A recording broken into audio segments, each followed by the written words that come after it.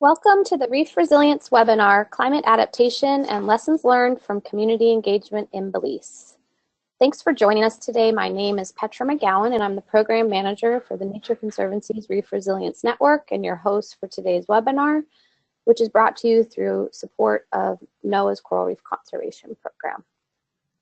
Before we begin, I'd like to go over a few housekeeping items. Today's webinar is going to be 1 hour. There's question and answers at the end of the presentations, and there's also additional time for questions and answer on our forum after the webinar, which I'll talk about more at the end. There's 2 ways you can ask questions during the Q&A session. You can use the question box anytime throughout the webinar to send questions, and we'll keep track of these for the end of the presentation. You can also raise your hand during the question session of the webinar, and we'll take that question during the time.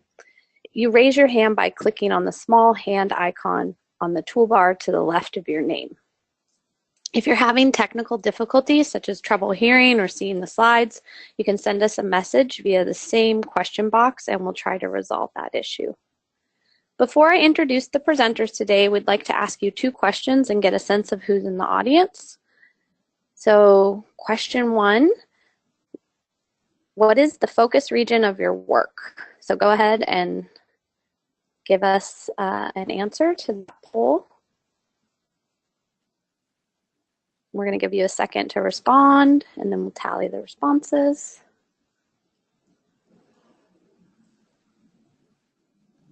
Hopefully you're all seeing the poll. Great, so a lot of Caribbean folks, welcome, and some from Southeast Asia today, that's great. Also, we have another question. Do you have any experience with community climate adaptation planning? Yes or no? Again, we'll give you a couple seconds to answer that.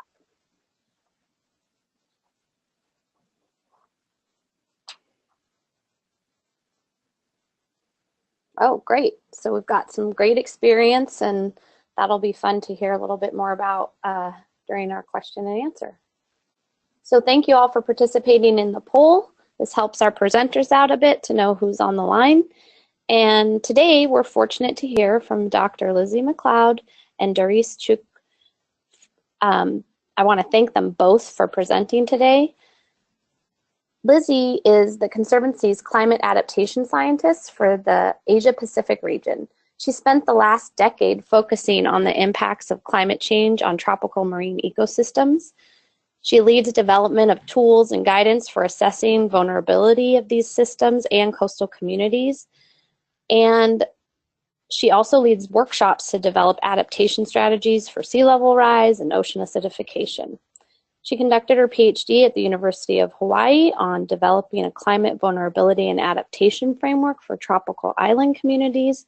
She's published extensively on building resilience into MPA design and management, climate change, and ocean acidification impacts on communities and ecosystems, modeling impacts of sea level rise on coastal communities and habitats. So we're excited to have Lizzie today. And our second presenter, Doris, is the Environmental Education and Communication Director for the Belize Audubon Society.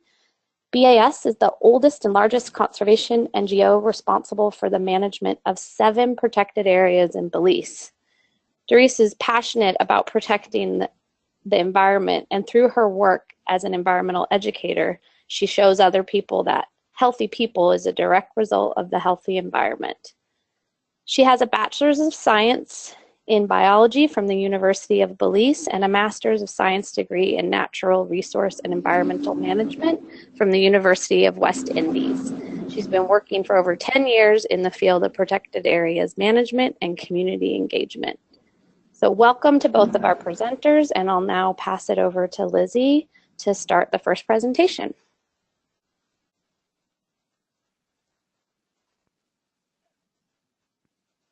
Thank you so much, Petra, for the introduction, and thanks so much to you all for joining in. I just want to first confirm that my screen is showing. Yes, you're Okay, good. perfect. Excellent. But Okay. when you go into your full presentation, like show, yeah, there you go. So I want to share today an overview of our new community-based climate adaptation module. And then we're really excited to hear from Doris on how an adaptation planning tool has been implemented to support communities in Belize to respond to climate change. So the community-based adaptation module is actually part of our broader Reef Resilience Toolkit, which is an online hub for marine practitioners around the world. And on the toolkit, we have a number of modules, including resilience, coral reefs, fisheries, communications, and community-based adaptation. And we're actually in the process now of also developing a new module on coral reef restoration as well. So in addition to the modules, we provide summaries of recent journal articles on reef resilience science. We include case studies highlighting lessons learned and best practices managing coral reef ecosystems and how to better support resilient communities. We have links to our webinars, online training courses, and also our network forum, where you can connect and share and learn from others about how to better manage marine resources. And we also have our newsletter, where we share the latest science and strategies, upcoming webinars, and highlights of our coral reef news from around the world. So the community-based adaptation module, it compiles the latest scientific guidance and tools to help managers to assess vulnerability to climate change and other stressors. And we provide simple and easy to use tools to engage communities in assessing and responding to these impacts. Around the world, marine managers are increasingly recognizing that for projects to be successful and sustainable, we have to integrate climate impacts into both planning and management. And we have to consider both social and ecological targets. And over the last decade, there has been a huge increase in the number of tools available to help assess climate vulnerability. And this can be really overwhelming to sort through and to try to figure out which one works best to meet your specific needs. And that's really the main reason that we developed this module, was to help inform that process. Some of the key topics included in the module are an explanation of climate change projections of temperature, sea level rise, changes in precipitation patterns, storm patterns, and changes in ocean chemistry. We provide overarching guidance for conducting vulnerability assessments and provide some key questions to consider before implementing a vulnerability assessment. And we share tools to support the implementation, including case studies describing challenges and lessons learned. One of the areas that managers have asked for support is providing access to the latest local climate projections for reefs and coastal communities. And to help meet this need, we've developed several two-pagers outlining impacts of climate change on both people and ecosystems for the Pacific Islands, and also we include links for accessing climate projections and impacts for the Caribbean and Australia as well. So we selected a number of the leading community-based climate adaptation tools that are being implemented around the world. We discuss advantages, limitations, and lessons learned of these tools to help provide guidance on which ones are most appropriate for specific project objectives. The first tool was developed by the Climate Change Working Group of the U.S. Coral Reef Task Force. And it can be used to help reef managers to incorporate climate-smart designs into their programs and projects at any stage of planning and implementation. And we've actually just got a month-long mentored course coming out in October on the implementation of this tool. And Petra's going to be talking more about this at the end of this webinar. The second tool is the Local Early Action Planning and Management Tool, or the LEAP tool. And this one was developed by community members working in partnership with conservation practitioners in Micronesia. And it was later adapted for the Coral Triangle and then applied in the Caribbean. The LEAP tool is designed to help communities to implement adaptation planning, but with a focus on ecosystem-based adaptation actions. The third tool is the Coastal Resilience Tool. And this is an online decision support tool that includes a mapping platform and customizable web apps. It can be used to identify nature-based mitigation and adaptation solutions. And it also includes information for supporting disaster response, coastal restoration, and climate change policy efforts. And it's been widely implemented in the US and also in the Caribbean and Central America. The last tool is the Climate Vulnerability and Capacity Analysis, or the CVCA, and this was developed by CARE to help development practitioners to understand the implications of climate change within the context of poverty reduction and disaster risk reduction efforts. And we also included a section on guidance for communicating about climate change. We synthesized best practices from a number of leading sources, such as Eco-America and Yale's project on climate change communications. And here we have links included also to participatory videos that have been used to raise climate awareness in the Pacific. So to summarize, how can you use this module? Well, for one, you can use it to better understand the key components of vulnerability and adaptation assessments. You can use it to see examples of community-based climate adaptation tools and access resources to help assess adaptation options. And finally, we hope that you'll also share your own experiences by contributing case studies to leverage your lessons more broadly. And I just want to end by saying that we have made a concerted effort through the Reef Resilience Network to make sure that our tools that we're making available are really responding directly to the needs on the ground. And so we're constantly evolving them and trying to make sure that they best serve the needs of the network. And so we really hope that we will get your feedback. If you have suggestions for gaps or areas that you think would be helpful to include, that you please share those with us so that we can continue to update our tools and make sure that they're most supportive and relevant to your work. So now we'll turn to Doris.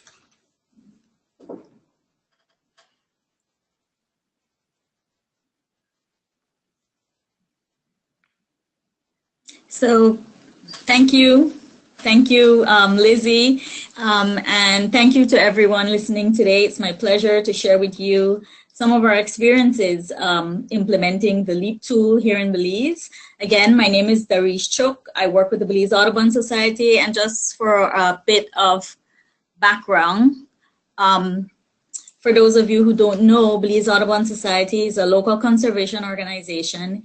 We co-manage, along with the government of Belize, 7 protected areas, 2 of which are marine sites, Half Moon Cay and Blue Hole Natural Monuments. Belize Audubon Society works under 5 program areas, of which our community outreach and livelihood program is the one that we use to work closely with communities to empower them. These are communities who live adjacent to protected areas. We work towards improving local knowledge and understanding of protected areas and to promote income diversification and build community resilience now in the face of climate change. Back in 2015, we were introduced to the LEAP tool by a partner organization that we work with, the Gulf and Caribbean Fisheries Institute. And the tool was part of a bigger project that we were implementing with the goal being to improve resilience of coral reefs and communities that depend upon them. So again, just for some background and some context, I wanted to point out the communities in which we piloted the LEAP process are from northern Belize. So if you look at the map of Belize there, they come from this northeastern corner of Belize, very small fishing communities. And the red arrows just basically outline the route that they travel, the fishermen from these communities, to get out to Lighthouse Reef Atoll. This is one of 3 atolls that we have in Belize, and this is their primary fishing ground. The 2 protected areas there are Blue Hole and Half Moon Cay. They are replenishment zones that are very important within the marine protected area system of Belize. So again, these 3 communities are they depend on fisheries for their livelihoods, meaning mainly conch and lobster fishery. About 80 to 90% of the households in these communities depend on these fisheries for their daily livelihood. So why? The big why for Belize Audubon Society as a natural resource manager, for us, it was important to explore tools that we can continue to build the capacity of local communities. And of course, we have a commitment to maintain a healthy coral reef ecosystem, which falls within these 2 protected areas that we manage. And so for us, resilient coral reefs would mean, of course, directly removing some of the stresses from the communities that use the resources of these protected areas. And because we know that once communities are stressed, then they will continue to put more stress on resources. And so it's a win-win situation. Healthy coral reefs, we have healthy people, healthy livelihoods, and the cycle can continue. So what is the LEAP? What is the LEAP tool? The Local Early Action Planning tool is a toolkit that was designed to guide local practitioners, both in the NGO field or government departments and communities who facilitate capacity development with local communities for climate change adaptation planning. It provides a very detailed guide, a very easy, user-friendly guide for awareness and planning. It follows a 4-step process, of which you need to get your community organized, you need to create the awareness about climate change, come up with your climate story, and then you move into field-based threat and vulnerability assessments, and then you finalize your local early action plan. The results of the LEAP process is the plan, of course, the local early action plan, and it is intended to be used as a simple guide document of only a few pages, and that was something that was very important and catchy for me, that it was a simple document and that we weren't taking the community through a process to develop a very top-heavy document that they would not be able to use and reference. So So during the process, of course, we wanted to identify actions that the community can take to start addressing existing threats and potential impacts of climate change. Of course, during the process, very technical actions did come up, and we did not want to dismiss those, of course, but we wanted the community to understand that the LEAP process was rather for supporting them to start doing what they can do as early actions. So make a note of those more technical actions that you need support, you need additional support for. Don't dismiss them, but again, we want to identify actions that you can do as a community with the resources you have, with the capacity that you have. So I will just go through the 4 steps quickly and share with you some of how it was implemented.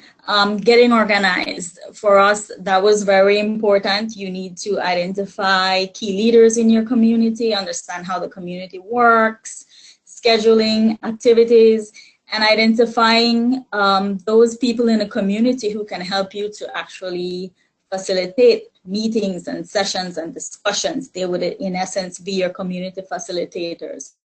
And so this took us some time to organize the community, but a very important and needed step. And then we went on to understanding climate change and developing the climate story. This was all about awareness about climate change, how we communicated the concepts to the people in the community. This helped them to understand future predictions and how it can possibly impact them and their livelihoods. At this stage, the community participated in some very practical activities that helped them to develop a story which explained climate hazards they are most concerned about, why, based on past experiences and future scenarios. Now, what was really neat here was using the tools, the historical timeline and the seasonal calendar with the communities. I think it was a very good exercise, one that helped them to realize their vulnerability over time and how they were impacted and how they recovered, identifying some of the coping mechanisms and resources they need to recover from such climate hazards. An important thing here with going through this part of the process was that it provided a great opportunity, a learning opportunity for young people from the community, for them to learn about the past history of their community and some of the challenges that the community faced, how they coped, and their present situation now, and their ability to withstand the projected impacts of climate change. So once we had gone through the awareness, we captured the historical information. Now we could see the climate stories for each community. And for these 3 fishing communities, they were very similar. And it looked something like this, right? So they had a history of hurricanes, of droughts, flooding, more unpredictable weather, which impacted their ability to access the sea, and of course prevented them from fishing, which is something that's very important to them. And then we went on to the 3rd step of the process, which looked at field-based threat and vulnerability assessments. So based on the climate story, 4 categories of natural and social targets were identified for each community. And then the next step then would be to carry out the threat and vulnerability action model. So for the communities, this was a very good exercise. It was a visual way for them to collect all the information and see it using a table. What I liked most about this part of the tool is that the assessment here is not based on scientific data, but more on the community's knowledge and experience. So we went through this very quickly. It was seen like more of a discussion rather than anything too scientific and top-heavy for the community. So the take-home here was that the process allowed participants, so the fishers, their families, and other members of the community, to understand that they do have some control, and their main control was over removing the stresses on the coral reef ecosystem through sustainable fishing, through being better prepared and planning for the impacts of climate change, through income diversification. These were some of the things that I think for us being the facilitators and leading the process, being there when communities come to this realization, it's very rewarding or validating for us to know that they do know. And then we end up with our final process, which is compiling all the information and coming up with your LEAP document. And you end up with something like this: your climate story, your threat and vulnerability model, your action plan. And it gives the community a plan and a guide for them to use to begin to implement actions to adapt to climate change at the local level. One of the immediate actions that came out for us after implementing the LEAP tool was this water project, where we worked with one of the communities to invest in a rainwater harvesting system. This community has issues with access to water. They use primarily groundwater, and during the dry season, and when we have an extended dry season, they run into issues with accessing water. And so the primary school within this community has gone for long periods of time without water. And so we thought it would be a good demonstration project to work with the school to install the rainwater harvesting system. So the school is now equipped with water that can take them with 2 tanks of this capacity that can take them through the dry season and even beyond. So we felt that that was an immediate action that we could demonstrate to the community, something small and very important that they can continue to invest in their community and promote this type of action at the at the homes, so that more homes can invest in rainwater tanks and collecting water, so that in the dry season they can better meet their water needs. Another action that resulted from the process was the production of billboards. And so we erected 3 billboards to bring about awareness and for the community to be reminded that a healthy community is more resilient to the potential impacts of climate change. We just really love the idea of the healthy versus unhealthy community, and using some visual tools so that people can understand that it's a combination of both your social systems and your natural resources that needs to be healthy to ensure true resilience. So this is our billboard that was developed. So around the same time, when we were implementing the LEAP tool, the management plans for these 2 protected areas, Half Moon Key and Blue Hole Natural Monuments, was being developed. And so we had to make sure that the two aligned. So in our management plans, these are some of the key strategic goals for our community outreach program that was identified. And as you can see, it does support the work that we have done through the LEAP process, where we need to continue to look at the needs of these communities. We need to continue to work in strengthening resilience for predicting climate change impacts and identify those priority areas where Belize Audubon can provide support. We need to encourage more involvement of local communities in the management of our protected areas, provide capacity building opportunities for fishers, tour guides in the area so that they can, such as best practices, marketing, financial management, all of these will help to build their capacity so that they can diversify their incomes and not be solely dependent on fishing, and provide capacity building opportunities for youth and women in the northern fishing communities. Through the process, women were very important. They participated well, and so we feel that they are very key. They are primarily the wives of fishermen, and they do have a very important role to play in terms of influencing the behavior in their household. So that was very important for us. So in conclusion, each community had their own dynamics, their own strengths, their own weaknesses. So we found that these 3 were very similar. And we learned that these communities are traditionally dependent on their political leaders or other organizations that work in their community in these type of development type actions. And so they would look to us to take the lead rather than them taking the lead. So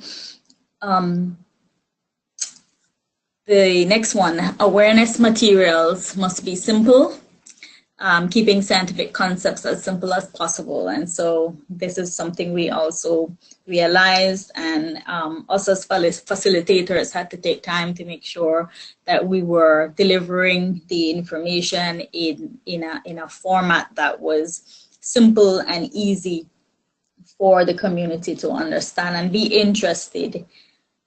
Materials must take into consideration local language preferred. The national language, the official language in Belize is English. However, depending on different regions of the country, people speak other languages, and these communities prefer to speak Spanish. Now the toolkit was done in English, and so we realized then that we needed to train ourselves to translate this information into Spanish. And so it took some time for myself and my other colleagues who facilitated the LEAP process to review the content and to translate the information. We didn't want to cause any confusion or to lose any information through the translation process. So that was key. Again, the women, as I mentioned before, participated more than the men, and they are the ones we found who were more willing to give information and to share. And the final point there, having a plan, a good plan, gives you or well, it puts you at an advantage to accessing funding for climate change adaptation. And so this is something that we try to show the community, you know, that having a plan and being organized is you can use this document to lobby your local government. Belize Audubon Society does have some use for this type of information, and we can use it to continue to fundraise and for us to continue to work in these communities. So that's a very important lesson learned there. In terms of recommendations, there is more need, of course, for more awareness in climate change, and we need to be able to draw from simple and relevant examples so that people can understand and relate to climate change and its possible impacts on their community. Communities will require support to implement actions. Again, they're very dependent on existing leaders and the structures that they have. And so we need to perhaps build their capacities more so that they can take the lead and adapt these actions. There's also a great need to document best practices already existing, not only in these communities, but other communities. There's some local knowledge already being used that we think is good and it's sustainable, farming practices, fishing practices, and so we need to document those and share them with the community. And so with that, I come to the end of my presentation. Thank you, Doris. That was great. And Lizzie for the intro to the module. We have some questions coming in, so I'm going to go ahead and start. And remember, if you want, you can either send me questions via the question box or you raise your hand and I can call on you. And it's nice for the presenters to hear your voices as well, so don't be afraid to raise your hand. So one of the first questions is the Belize community poster available online? It looks great, and a modified version might be useful in a lot of other places. So Doris or Lizzie, do you guys have information on that? There is one poster that comes with the toolkit that's very similar, depicting that concept of a healthy versus unhealthy community. So what we did was take that same idea and try to make it more local for Belize. So we have that, and of course we can share it. That's not a problem. Great. So would you be able to, I'll explain how the forum works after we finish the Q&A, but Doris, what mechanism would you have to share that? Would you be able to post it on our forum and people could download it there? Definitely, I could post it on the forum. Okay. And then, I don't know, Lizzie, do you happen to know if the LEAP, or I think I saw Emma on the line, do you know if there's other versions of the visuals available for people? Yes, they do have, and we have the main document is on our website, but we can actually upload some of the images so that people can download those from the module as well. So we'll work on putting those up and making those available to everyone. Okay, great. And I just saw that Emma Doyle from GCFI as well can work on putting some on the GCFI website. So we'll make sure to let people know through the forum where those are available, and because I know that people want those to be able to be shared and used. Okay, great, thanks. Next question, Doris, this one's for you as well. What kind of time and resources did it take for you guys to pilot or do this first LEAP project that you talked about? Do you have an estimate for people kind of thinking about doing this? Well, we worked with 3 communities, and logistically they're close together. So, but for our team that implemented the LEAP, we're coming from Belize City, which is maybe 100 miles away. So it took us, in terms of a time span, about 9 months to get the communities organized and to implement the entire LEAP. So 9 months between September 2015 to September 2016, around that time. It took us, we used, how many people? We used three persons, three staff to do that. Mm-hmm. Great. Okay, well, that's helpful for people. So it took a bit of time investment. Yes. Good for you to know. And you also mentioned some technical actions in the beginning where were talked about, but you asked communities to kind of focus on what they could do. Do you have an example of some of those actions that you guys kind of put to the side or that came up? So one major one for these communities was road access. These communities have poor road infrastructure, and they believe that has caused issues with them getting in and out of their community, to access markets, to sell any type of produce. And of course, they needed drainage, some serious drainage in the community to prevent flooding when they had intense rainfall. So those were some of the bigger things that we felt were very important, because it does disrupt the community. And so we didn't want to push it aside. They had to make note of it. But again, coming from the community, they wouldn't have the infrastructure and the technical expertise to know how to deal with drainage and the resources needed to fix the road system. So, okay, thanks. Patrick, just to build on that too, we've actually implemented the same tool across the Pacific to support our community adaptation work there. And another key area of technical expertise that came up was in agriculture, and actually working with local agricultural extension agents to inform sort of best practices for experimenting with salt-tolerant crops, and also changing farming practices to help increase soil fertility and reduce water usage. So there's some other areas where expertise was needed. And then another place that comes up often is in the coastal development side for reducing flooding and erosion. And there's actually the same people that developed the LEAP tool also developed a coastal change toolkit, and it has a lot of detailed information about sort of some of the building practices and helping to move vulnerable development away from the shoreline, and just how sediment flows work. And so that's also available in the resources section where it talks about the LEAP tool in this module. Great, thanks, Lizzie. I'm going to try to unmute one of the participants for this next question. Kenneth, let's see if this works to unmute you. Would you mind asking your question? Hi.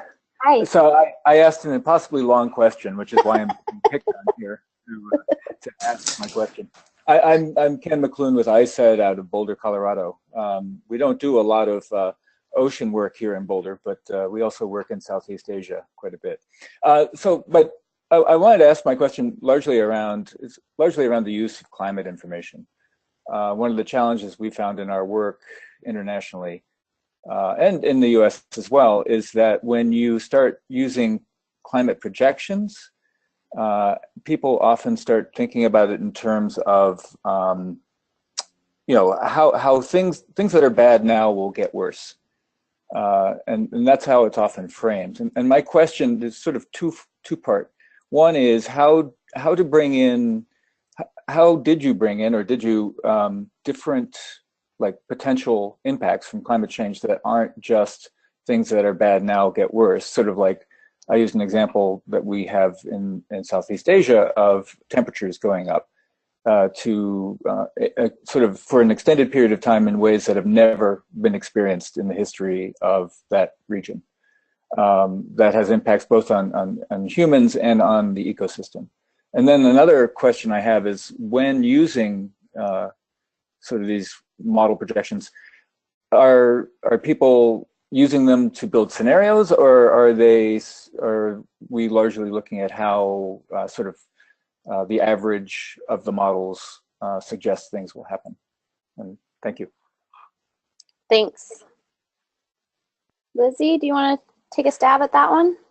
Sure, I can talk about it, how we've approached that in the Pacific. I think the first piece, First of all, there's a real challenge of getting the projections in simple language, and I think Doris did a really nice job of highlighting how important that is to really make it meaningful, and also to link it towards communities' historical experiences with disaster and climate change over time. And so one of the areas is that, you know, we've put these 1 to 2 pagers together to highlight some of the main trends, but then these were then converted into posters and even brought to more simple levels to convey what's likely to happen in the future with communities and to talk about scenarios. We did some scenario planning with the communities in the region. And another piece to that too, though, is that we often, when we're speaking with the communities, we talk about it within your lifetime or within, because I think when you start talking, we don't use the by 2100 X is likely to happen, because that's just outside of people's direct experience. And so we try to say, you know, in 1 to 2 generations, we need to be thinking about moving houses away from shorelines and vulnerable areas. And so that means the following actions in the short term, in the next couple of years, and then within 1 or 2 generations, this is kind of a goal. So I'm not sure if that helps to clarify. I think another point to go back to climate researchers is that there's a lot of energy spent developing tools and web portals, and NOAA has developed a bunch of sort of online modules, but it's really hard to find basic information, and it's often buried in thousands of links and sub pages, and just finding simple projections in bullet form, I think is really helpful for folks. But I'd like to, maybe Doris, if you can share a bit about how you approach this in Belize, I think that would be helpful as well. Yeah, so we got some information from the Climate Change Center here in Belize, which helped us to look at that northern part of our country and Belize in general, and what were some of the future projections for Belize. And so we use that, just simply putting up a table with the predictions, and we then came up with sort of like scenarios. If this were to happen, then how would it impact the fisheries, for example? How would it impact water resources in your community? And we just had the community walk through that and think about how it would impact them into the future. So that was the approach we used. And I think just one other thing to add to that too is that when we're talking in certain parts of the world, there's other natural processes that obviously drive a lot of these changes. So we would be talking about the role of El Nino and La Nina in driving, you know, temperature patterns and precipitation patterns. And so in some areas in the Pacific, you know, La Nina means you get a lot more water. In other places, less so. You know, bleaching happens sometimes during El Nino. In other parts of the region, sometimes during La Nina. And so trying to put it into the context of preparing for an uncertain future, which could mean either increases or decreases in temperature, precipitation, and other factors, I think is also quite important.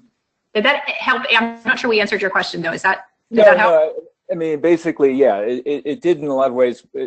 I guess what happens sometimes is with these climate projections and the white coats that come with them is the sense that, oh, this is something that we need to plan for as it is drawn here, as opposed to that high degree of variability and how do we plan for the uncertainty of the future, which I think is the somewhat different approach. So I think that's very clear. And and lastly, I wanted to say that 9 months is about the amount of time it takes. It's a time intensive process. Thank you.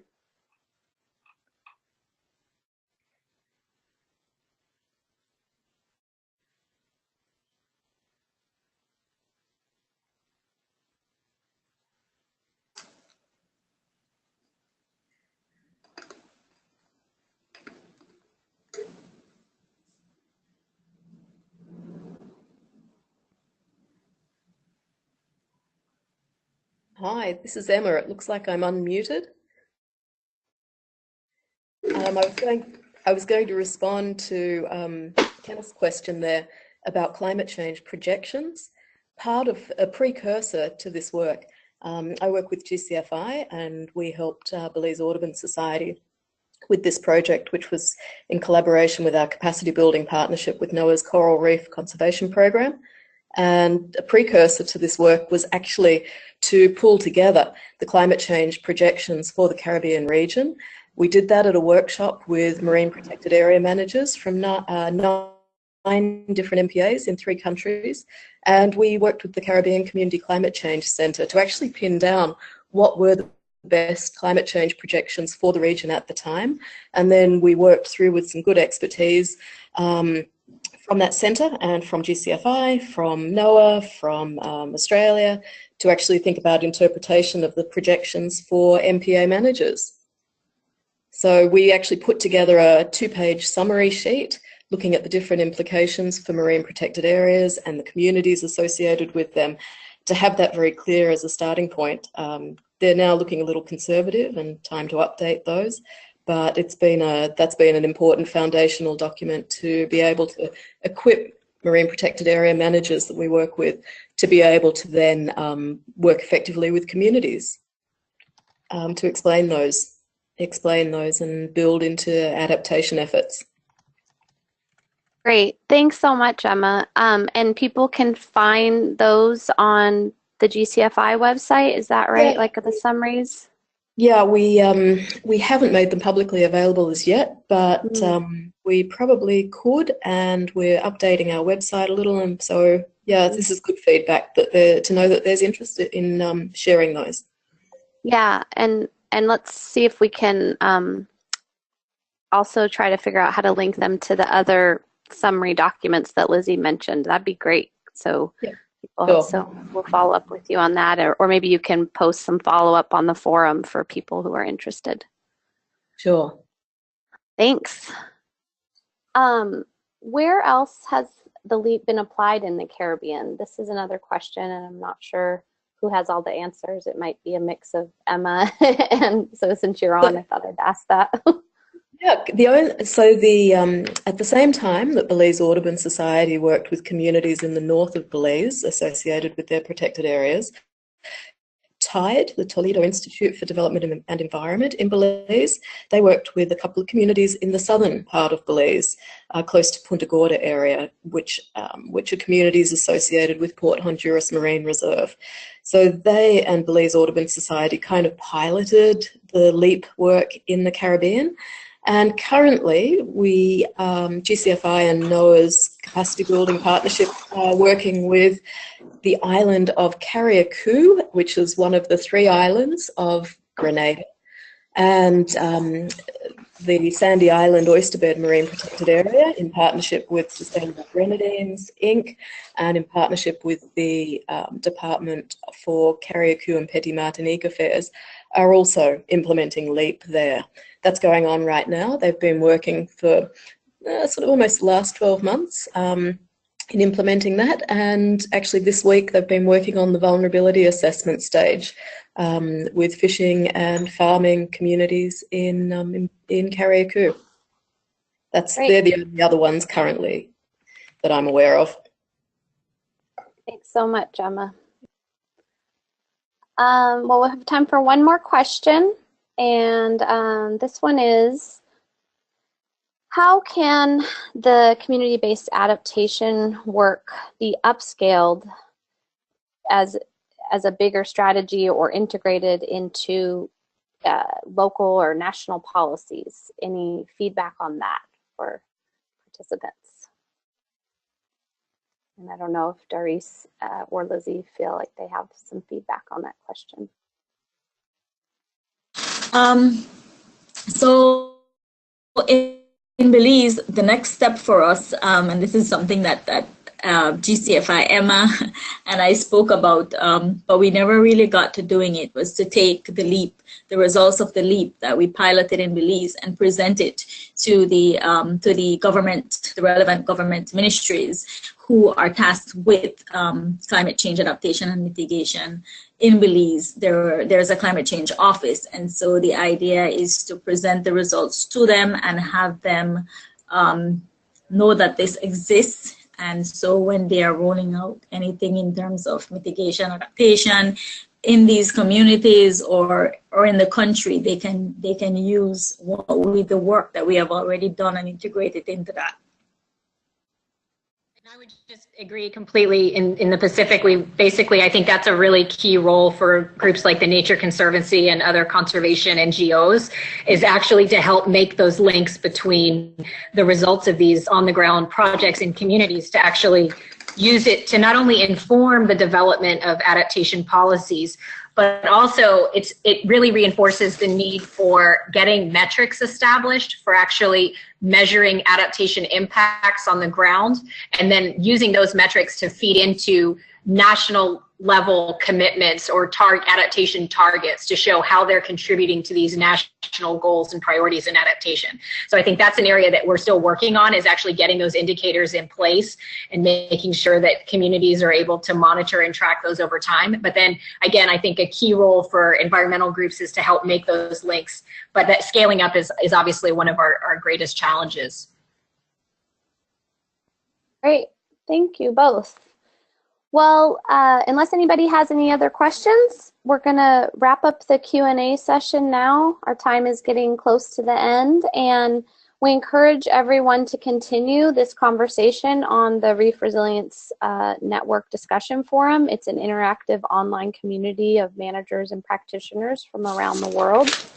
To be a part of that forum, you can go to our website, click on the network tab, or go to the link on this screen right here.